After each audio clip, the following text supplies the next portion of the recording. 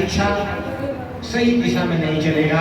इसको लेकर महात्मा गांधी ने जाकिर हुसैन और मौलाना आजाद साहब को जो शिक्षा की कमेटी बनी थी उस कमेटी में मेंबर बनाया, और मेंबर बनाने के बाद जब कैबिनेट मिशन प्लान आया, जब संविधान सभा की चर्चा के ऊपर, शिक्षा नीति के ऊपर और हम लोगों ने विरोध किया, जब तक हम लोग थे लागू नहीं हुआ, लेकिन अब लागू हो गया है। इलेक्शन सामने है, हमारे सामने है। शिक्षा के मुद्दों को, कृषि के मुद्दों को आप लोग ग्राउंड तक ले जाइए, चौक चौराहे पे ले जाइए। जिस तरीके से बाजारीकरण किया जा रहा है, जिस तरीके कल्याणकारी राज की अवधारणा को हटाया जा रहा है, देश के संसाधनों में गरीब का भी उतना राज है जितना अंबानी और अडानी का राज है, लेकिन इसको जो है धूमिल किया जा रहा है।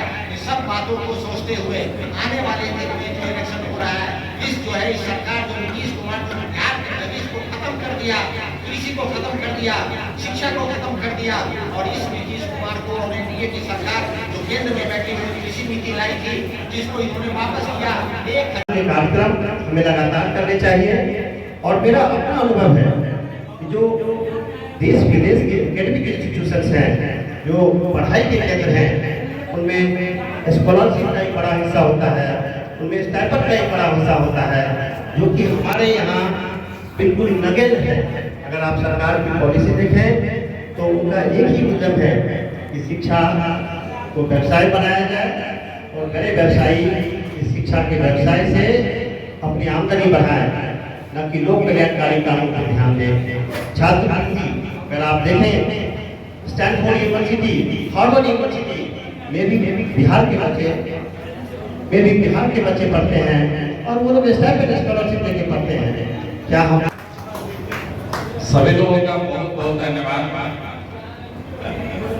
जितने भी हमारे अतिथि आए हुए हैं, जितने भाई बहन हैं, गार्जियन लोग हैं, सभी लोगों का शुक्रिया।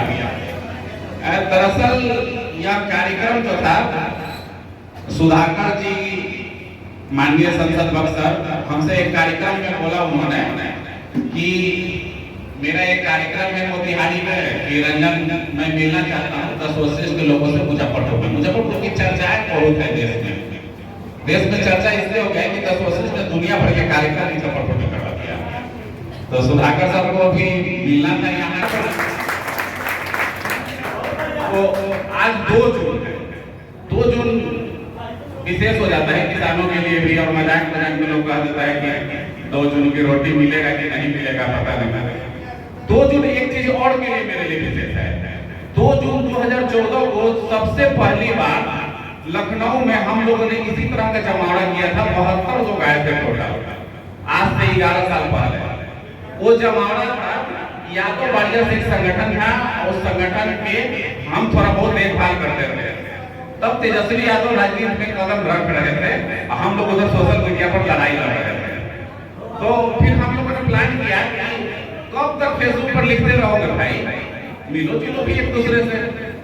तो मिलने का प्लान हुआ 2 जून 2014 को लखनऊ में। तब और समस्या था, लेकिन जैसे तैसे करके हम लोग 72 लोग इकट्ठा हुए। लेकिन विशेष बात उसमें यह रही कि 72 लोगों में से केरला से लेकर जम्मू कश्मीर और नेपाल तक के प्रतिनिधि शामिल हुए। यह विशेष बात था। तो चूंकि यादव वारियर था, यादवी सेना, तो यादव ही जुटे थे। उस संगठन के बैनर पे मैंने दुनिया भर के कार्यक्रम किया। अब इस बिहार में हमको जातिवादी ना समझा जाए, उस समय होंगे भी। तो 11 साल पहले हमारी कितनी समझ होगी, अब मैं मूल्यांकन करता हूँ तो थोड़ा बहुत अफसोस और थोड़ा बहुत लगता है कि नहीं, वही तो सीखने की कड़ी थी जिसको मैं अक्सर पालन करते हुए यहाँ पहुंचा। तो रहा कार्यक्रम, आज फिर हम लोग 2 जून को मिले हैं। विशेष हमारे लिए है कि आज हमारे बीच एक ऐसे व्यक्ति पधारे हैं, और मैं ज्यादा कुछ नहीं बोलूंगा, जो भी बोलेंगे सुधाकर साहब ही बोलेंगे, और इनको ही सुनने के लिए लोग यहाँ आए हैं। एक ऐसे व्यक्ति हमारे बीच पधारे हैं जो लगातार कृषि को लेकर और शिक्षा का जो व्यवसायीकरण का शिक्षा नीति आया है 2020, उस पर इन्होंने एक तरह से थीसिस लिख रखा है, पीएचडी कर रखा है। मैं इनके साथ अभी 36 घंटे से साथ में नहीं 24-12 चलते 36 घंटे से साथ में हूँ, और लगातार मैं इनको सुन रहा हूँ। कि किसानों की जो मूल समस्या है उसकी जड़ पर कितना तेजी से प्रहार कर रहे हैं। मैं अभी आईसीआर का इनका मीटिंग था, उसमें मैंने इनको सुना कि जो बिहार के किसानों का मूल्य है और जो पंजाब के किसानों का मूल्य है उसके डेटा में भी गड़बड़ी है। मैं उसमें ज्यादा कुछ नहीं जाऊंगा, सर आएंगे तो बोलेंगे उस पर, लेकिन हमारे लिए हो जाएंगे तो हमारी पढ़ाई के लिए जो है डीएम जैसे पद पर आकर समाप्त हो जाता है। हम जीवन में कभी सोच नहीं सकते हैं कि हम रदरफोर्ड कैसे बनेंगे, गैलीलियो कैसे बनेंगे, न्यूटन कैसे बनेंगे। यह है हमारी शिक्षा की व्यवस्था और इस पर बात नहीं होता है, लोग बात नहीं करते हैं। बात करना पड़ेगा। एक बड़ा बड़ा पुल बनाने में जितना खर्च होता है उतना में तो मुझे आंकड़ा एग्जैक्ट नहीं मालूम, लेकिन मुझे अनुमान यह है कि उतना में 50 विद्यालय ऐसे बन जाएंगे जहाँ केमिस्ट्री, फिजिक्स और बायोलॉजी की वह लाइन विकसित कर दी जाएगी जो 9वीं 10वीं 11वीं 12वीं में पढ़ाए जाएंगे।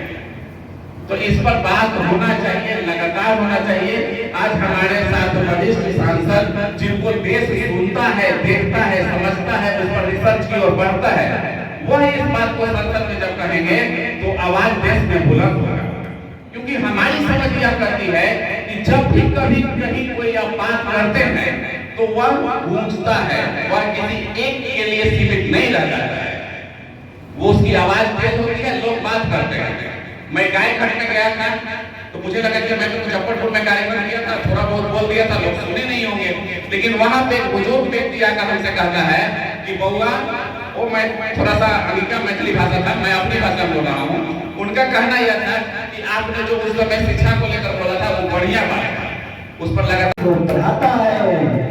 सौभाग्य होता मेरा एक बेरोजगार बेटा बोला तो पढ़ लिख करिए लाठी खाता वो बेटा बोला, सुनिएगा कि सौभाग्य होता मेरा अगर तुम्हें मैं कुछ दे पाता। मैं बेरोजगार कभी यहाँ कभी वहां कभी वहां लाठी खाता। देखिए कैसे एक किसान के बेटे को पढ़ाया जाता है।